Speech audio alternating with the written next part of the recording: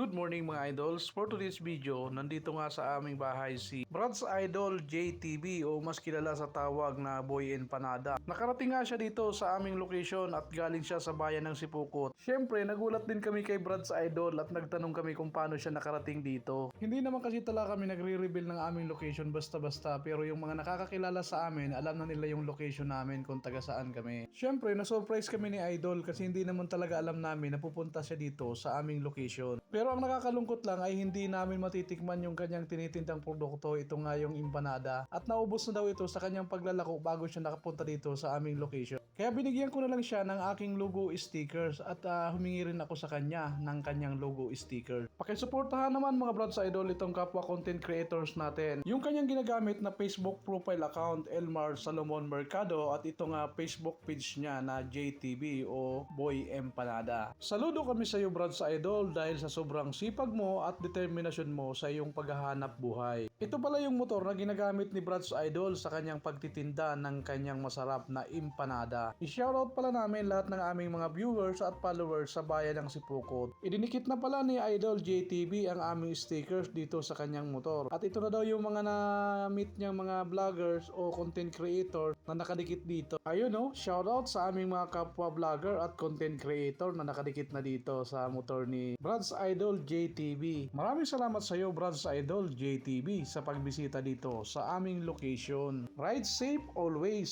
God bless. Bye-bye.